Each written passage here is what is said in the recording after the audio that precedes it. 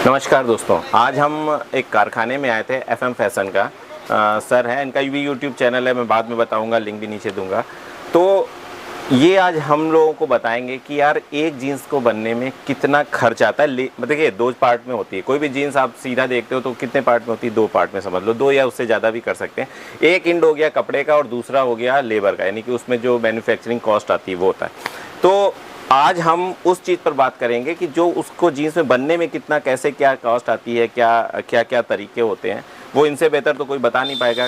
तो हम सर का पहले तो स्वागत करते हैं आपका मेरे चैनल पे, कि आपने इतनी अनमोल सलाह के लिए या इतने अनमोल ज्ञान के लिए हमें यहाँ पे बुलाया। तो बताइए कैसे एक जीन्स बनने में कितना खर्च आता है। और एक चीज़ सबसे पहले तो मैं यहाँ ये बताता चलूँ, जीन्स भी कई प्रकार की होती हैं, कई तरीके की होती हैं, कई डिज़ाइनों की होती हैं। तो हम यहाँ एकदम बेसिक जीन्स की बात कर रहे हैं, जो एक बेसिक, क्योंकि बहुत सारी चीज़ें हो जाती हैं कि सर इतना नहीं आता, इतना नहीं आता। तो बेसिक जीन्स की हम बात कर रहे हैं, जो एक जनरल जीन्स होती है। उसमें हम किसी भी तरह की ऐसी जीन्स की बात नहीं कर रहे हैं जो एडिशनल जीन्स से होती हैं, अलग अलग मतलब डिज़ाइन की। ठीक है, तो बेसिक जीन्स के बारे में बताइए। तो बेसिक जो होता है, एक बेसिक हम जॉब वर्क करता है।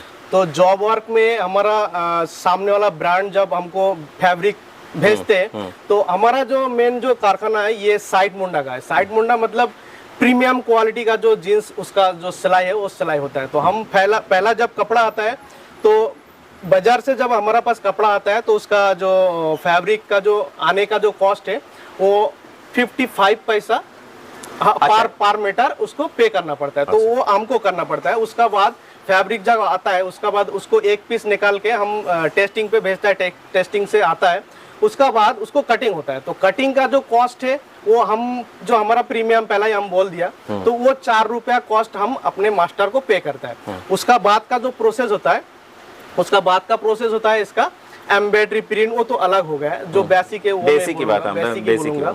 तो उसका पहला जो फास्ट है वो 4 रुपया कटिंग का होता है। उसका बाद बैक फ्रंट बनने जाता है। तो बैग और फ्रंट बनने में जो होता है वो हम चलाता है 12 रुपया कारीगर को। तो उसका बाद जैसा कि ये आगे का हिस्सा, और इसका ये आगे का हिस्सा है और ये पीछे का हिस्सा है। और इसका बेल्ट चढ़ाने वाला कारीगर अलग होता है। और इसका साइड में ये जो 5 थ्रेड का सिलाई होता है, इसका कारीगर होता है, उसका हम पे करते हैं 2 रुपया।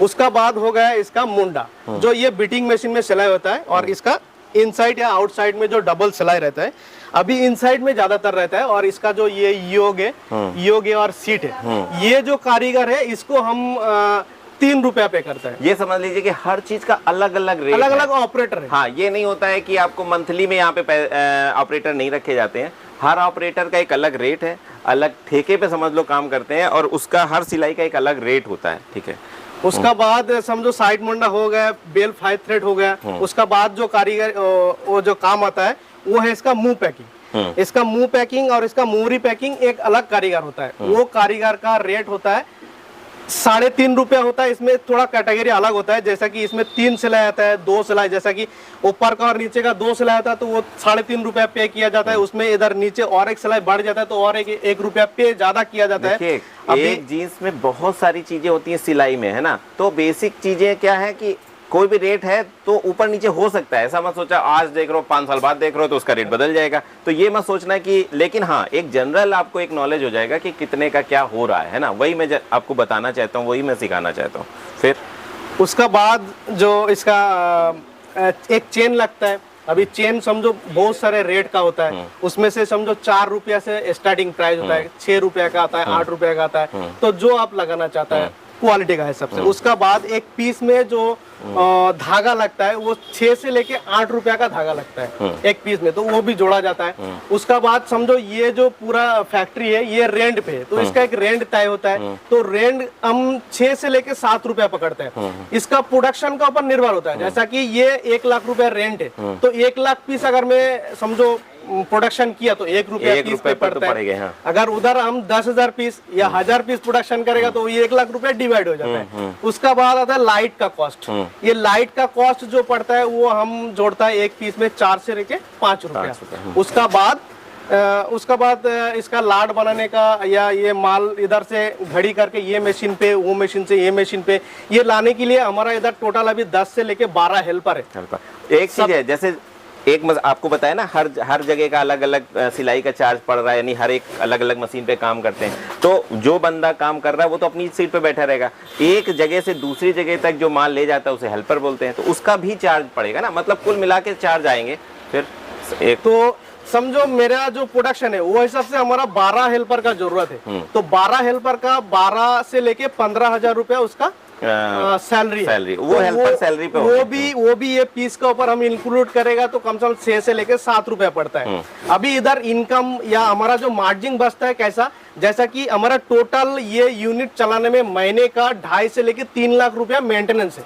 अभी 2.5 से 3 लाख रुपया मेंटेनेंस पे करने का बाद आप प्रोडक्शन कितना कर रहे हैं, प्रोडक्शन जितना ज्यादा करेगा आपको मार्जिन उतना ज्यादा बचेगा। मैं यहाँ पे एक और चीज बताता हूँ, जो भाई साहब बोल रहे हैं, जो सर बोल रहे हैं, वो क्या है कि एक खर्चे हैं 2.5 लाख रुपए खर्चे, इसको ब्रेक इवन बोलते हैं। जैसे ही आप उस ब्रेक इवन को क्रॉस करते हो तब आपका प्रॉफिट स्टार्ट होता है। तो वो चीजें होती हैं कारखाने को लगाने में कि भाई ब्रेक इवन, या स्कूल खोल लो तो एक खर्चे हैं, टीचर का खर्चा, प्रिंसिपल का खर्चा, ऐसे सारे खर्चे होंगे ना, प्यून का खर्चा, बस का खर्चा, तो एक ब्रेक इवन आ जाता है कि भाई 30 स्टूडेंट जब आ जाएंगे, उनकी फीस आ जाएगी, तब हमारा ये जो स्कूल है वो 0 पे आएगा। इसके बाद जितने स्टूडेंट्स आएंगे वो आपका लाभ होगा। ऐसे ही कारखाने में यही होता है कि जितना चीजें हैं, एक खर्चे हैं, वो जब इतने प्रोडक्शन होगा तब तो उसके बराबर आएगा, उसके बाद जितना बनेगा वो आपका लाभ होगा। अभी और क्या होता है, जैसा कि अभी सीजन मंदी आता है तो सीजन का टाइम समझो हम ज्यादा प्रोडक्शन करा लिया, और मंदी में समझो मार्केट में जो माल बिकने का जो वो कम हो जाता है, तो हमारा काम भी कम हो जाता है। तो इसका एक लेवल पकड़ के भी हम कैलकुलेशन करते हैं, तो ये इसका जो इनकम है वो साल का बाद ही मालूम पड़ता है, उससे पहले कैलकुलेशन करना मुश्किल है। तो जैसे मैंने जैसा समझा या मैं बताता भी हूँ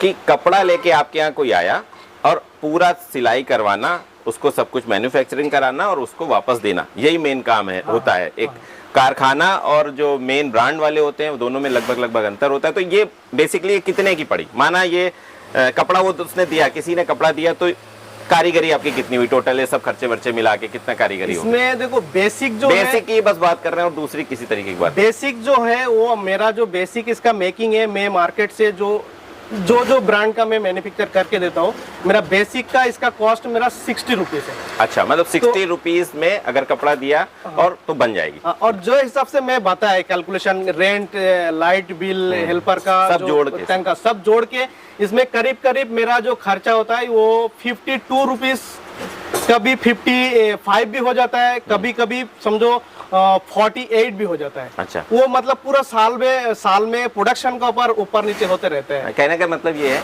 कि कभी साल में अगर जोड़ा जाए, पूरा सब कुछ निकाला जाए, तो कभी आता है 48, कभी आता है इनको पड़ता है, कभी 52, कभी 53। और लेकिन जो अगर मान लो आप कराना चाहते हो, किसी से भी कराना चाहते हो, सर से भी करा सकते हो, तो क्या है वो आता है 60 रुपीज, यानी कपड़ा दिया और 60 रुपीज आपको पे करना होगा और आपको जीन्स सिल के मिल जाती है। बेसिक हाँ, वो तो हर बार कह रहे हैं बेसिक। उसमें एम्ब्रॉयडरी, प्रिंट, अगर कोई डिजाइन कराना है देन उसका तो अलग है, एक्स्ट्रा इंक्लूड होगा, वो तो अलग ही।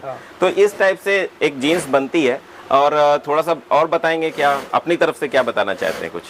अपनी तरफ से जो मतलब ये बिजनेस करना चाहता है तो समझो उसका अंदर अगर तजुर्बा नहीं है, वो ये बिजनेस डाले तो मेरे ख्याल से सक्सेस होने का जो परसेंटेज है बहुत कम हो जाता है। और जो ये बिजनेस बहुत लंबा टाइम से कर रहे हैं, टोटल जानकारी है, क्योंकि ये माल प्रोडक्शन होने का बाद इसका एक डाइंग का प्रोसेस होता है। अच्छा हाँ, डाइंग का प्रोसेस में क्या है, अगर मेजरमेंट या कुछ भी मिस्टेक हुआ, मैं यहाँ पे किसी कारखाना खोलने की बात नहीं कर रहा हूँ, मैं यहाँ बात कर रहा हूँ एक साधारण व्यक्ति जो आपको कपड़ा दे और उसको सिल के कपड़ा वापस हो जाए। कारखाना खोले ना खोले, क्योंकि कारखाना खोलेगा तो चला ना पाएगा इतना बड़ा, मैं समझता हूँ ना शुरू में।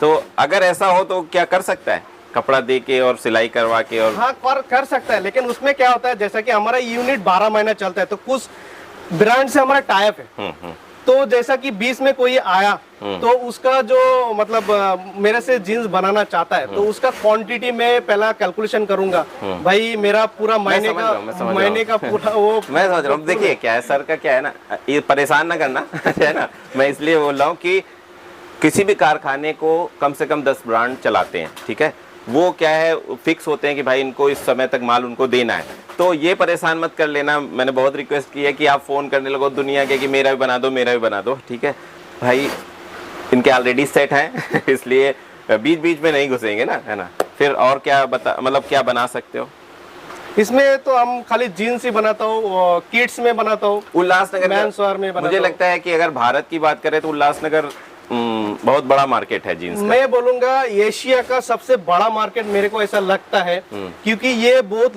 बड़ा जगह में फैला हुआ है।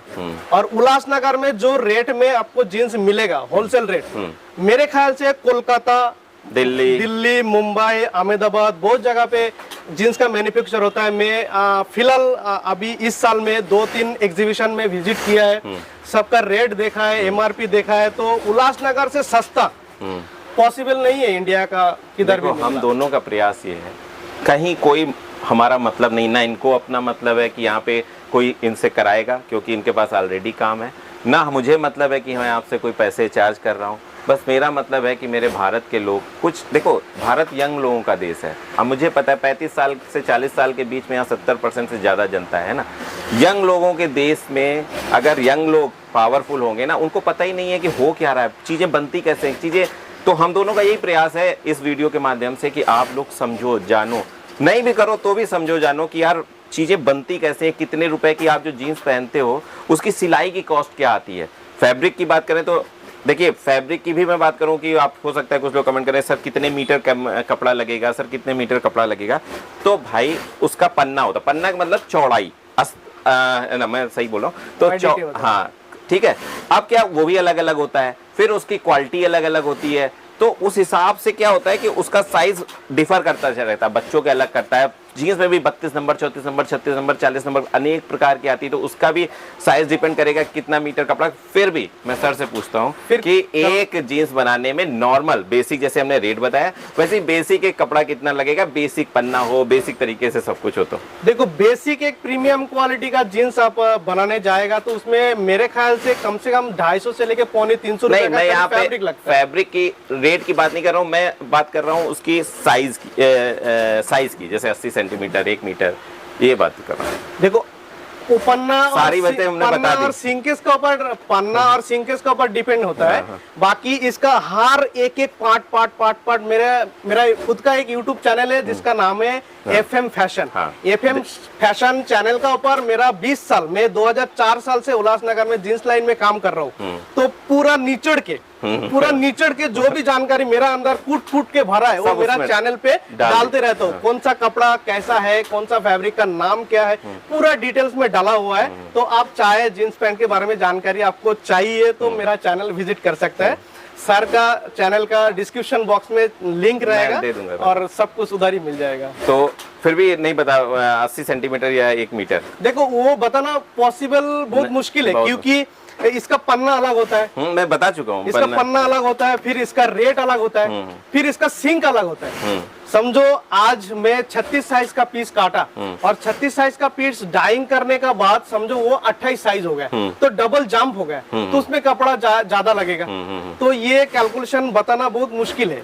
हाँ, फिर भी मतलब 1 मीटर, फिर भी देखो समझो 100-150 रुपया में जो कपड़ा एक पीस बन जाता है, क्वालिटी वैसा रहता है। फिर आपको 300 रुपया भी नहीं, हम रुपए की बात ही नहीं कर रहे हैं, हम सिर्फ बात कर रहे हैं साइज की।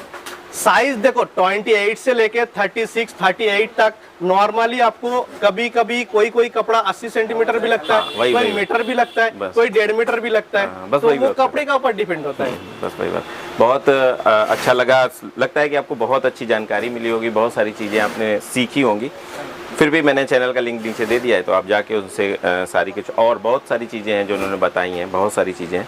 तो बट एक चीज़ मैं यहाँ फिर से बोलूँगा कि हम लोगों का सिर्फ उद्देश्य आपको गाइड करना है कि एक जीन्स कैसे बनती है, कैसे उसको मतलब मार्केट में वो बिकती है और क्या क्या तरीके से होता है। क्योंकि अगर भारत का युवा ये सारी चीज़ें समझ गया ना, तो ही देखो भारत की इकोनॉमी, अर्थव्यवस्था सब कुछ डिपेंड होता है पर व्यक्ति आय से। ठीक है, पर व्यक्ति आय कब, जब जैसे मान लो कोई कुछ नहीं कमा रहा है और कोई लाखों रुपए कमा रहा है, तो उसका एक एवरेज निकलता है पर व्यक्ति। अगर भारत की पर व्यक्ति आय बढ़ेगी, है ना, तो अपने आप हमारे देश की इकोनॉमी सुदृढ़ होगी, सब कुछ सुदृढ़ होगा।